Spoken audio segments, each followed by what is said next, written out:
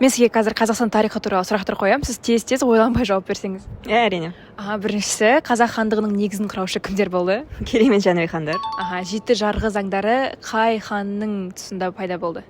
Тәуке хан, иә. Қазақтардың жоңғарларға қарсы ұлы жеңісі қай жылдары болғанын білесіз бе? Нақты жылды айту керек па? Шамамен айтсаңыз болады. 1700 бірдеңе, 1740. Алтын адам қай жерде табылды? Алматы облысында. Нақтырақ білесіз бе? Есікте, вроде. Иә, дұрыс. Келесі кішкене қиындау сұрақ. Түрік қағанаты қай жылы құрылды және оның билеушісі кім болды?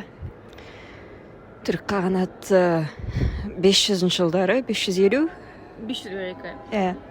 Билеушісі білетінен. Бумын қаған. Қазақ даласындағы ең көне қала қандай екенін білесіз бе? Тараз сияқты. Қай ханның тұсында қазақтардың саны 1 миллионға жетті? Наны білем, Қасым хан? Иә.